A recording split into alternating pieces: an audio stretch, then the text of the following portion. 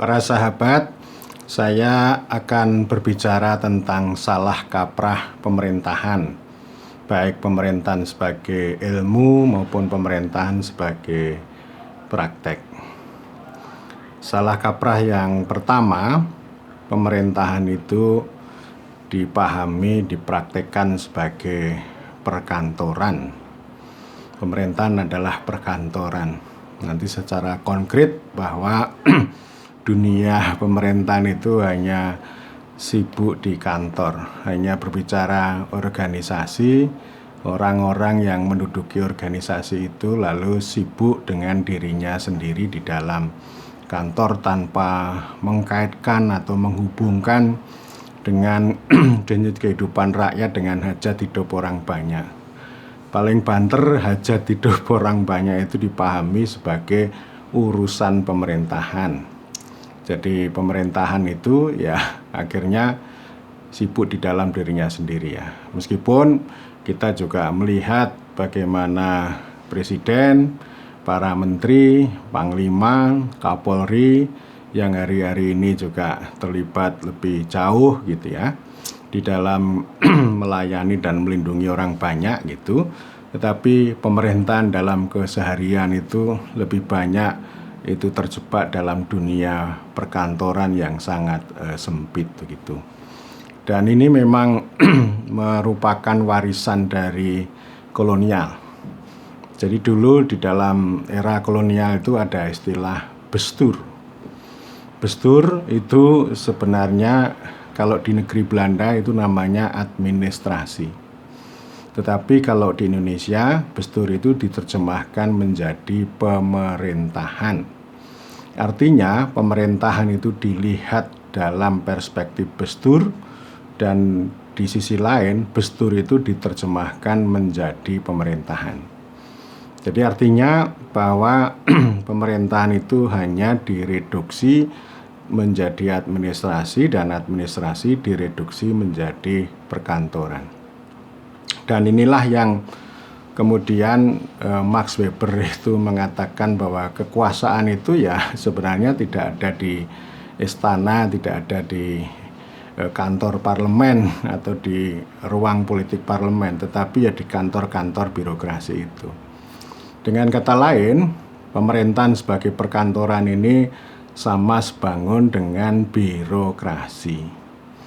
Birokrasi itu kan kreasi pemerintahan, biro itu kantor, pemerintahan kantor.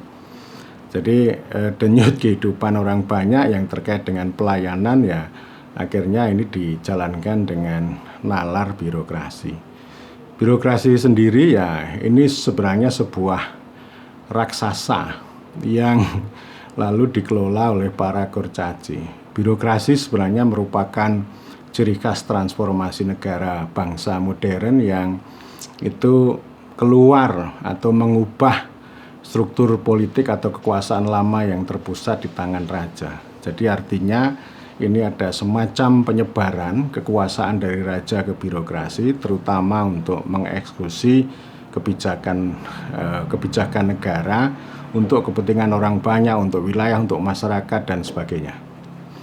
Ya, jadi ini kelemahan kita termasuk ilmu pemerintahan yang sudah bolak-balik saya sampaikan bahwa pemerintahan yang diajarkan di ilmu pemerintahan dulu itu namanya adalah bestur.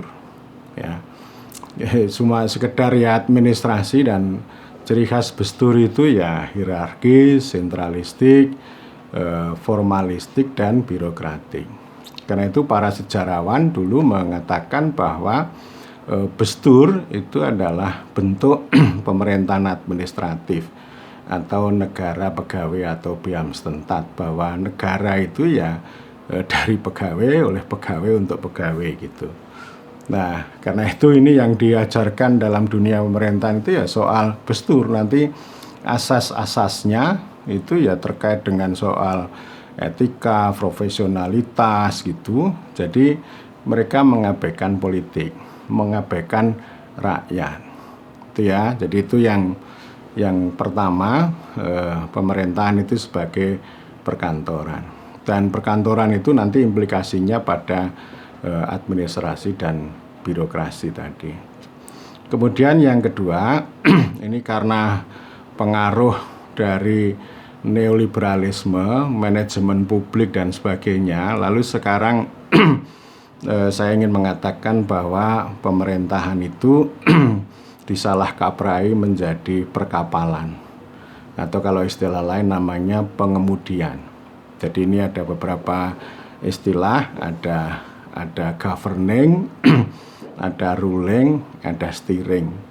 Jadi menurut cara pandang neolib itu pemerintahan itu tentang steering atau mengarahkan. Dan itu salah satunya dipelopori oleh mendiang Profesor Thalisi Duhundraha yang bersusah payah melakukan rekonstruksi ulang ilmu pemerintahan.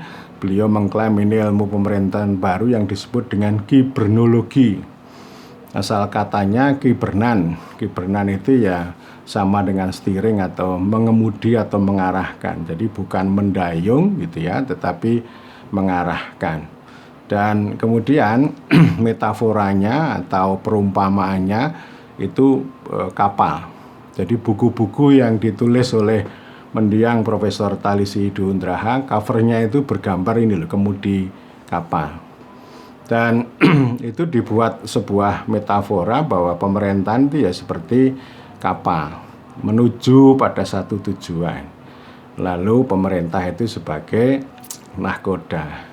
Lalu petugas-petugas kapal itu sebagai birokrasi yang intinya nanti melayani para penumpang. Nah, oleh karena itu ini yang namanya warga negara sebenarnya itu direduksi menjadi penumpang atau menjadi pelanggan kapal untuk menuju satu titik. Dan karena itu yang namanya penumpang kan berarti harus membayar. Ya sama dengan kalau kita sebenarnya kan bayar pajak. Tetapi maksud saya ini kan reduksinya luar biasa.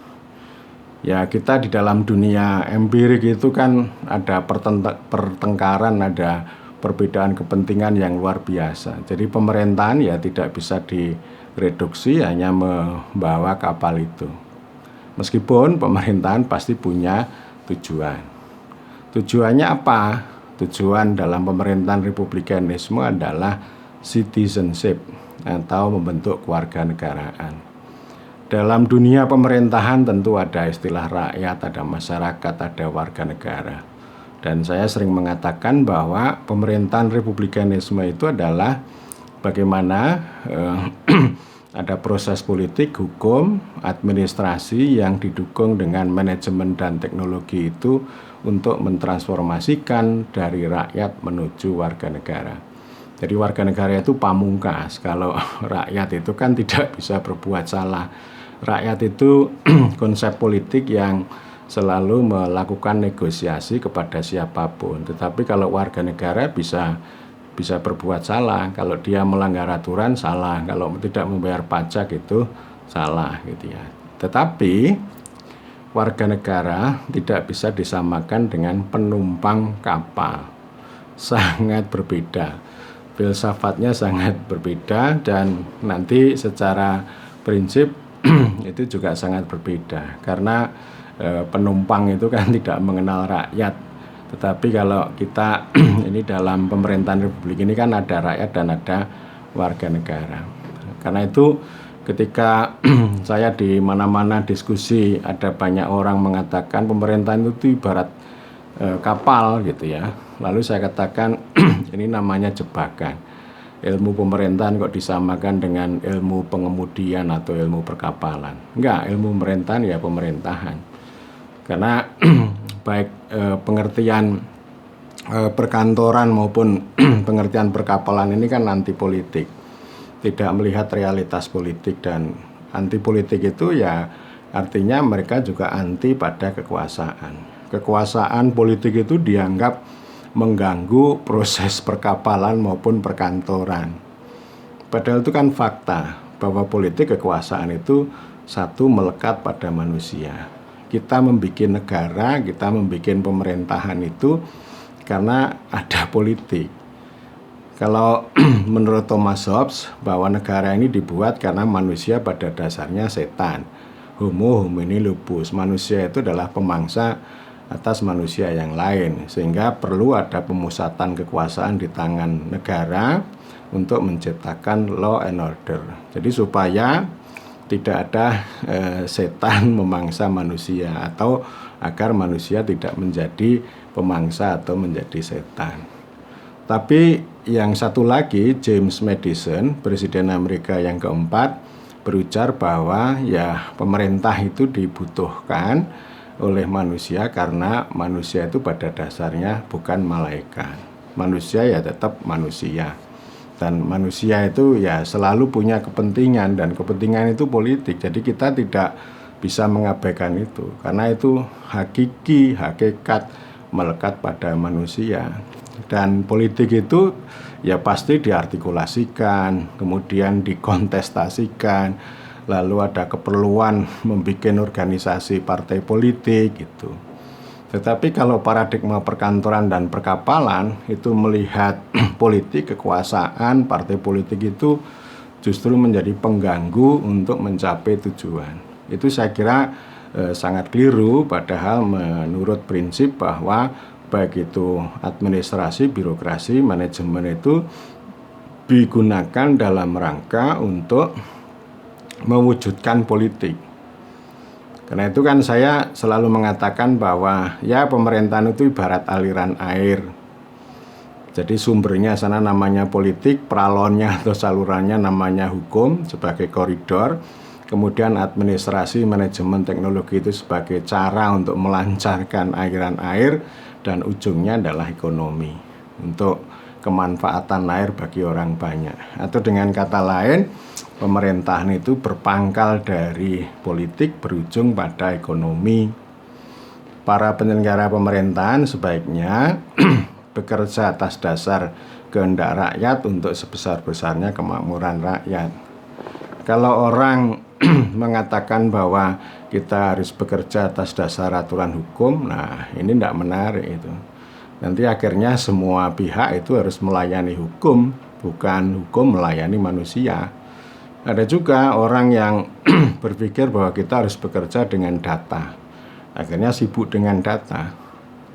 Sama juga nanti administrasi juga sibuk dengan perkantoran, dan kemudian ketika paradigma perkantoran maupun perkapalan ini mengemuka, maka muncul juga namanya konsep ini atau paradigma atau perspektif public choice. Ini yang sering digunakan untuk menganalisis kebijakan, terutama kegagalan kebijakan. Apa yang mereka lihat? Bahwa kebijakan yang gagal itu karena politik. Politik itu ya artinya intervensi dari orang-orang politik yang menggagalkan rencana-rencana yang sangat canggih dan modern yang dibuat oleh para birokrat maupun teknokrat. Kemudian juga ada ini ya, yang satu lagi ada korupsi enggak. Lalu yang disebut korupsi itu lagi-lagi ya politik itu. Kita kan punya kerangka hukum, siapapun yang korup, entah itu pejabat administratif atau pejabat politik, kan nanti akan berhadapan dengan hukum.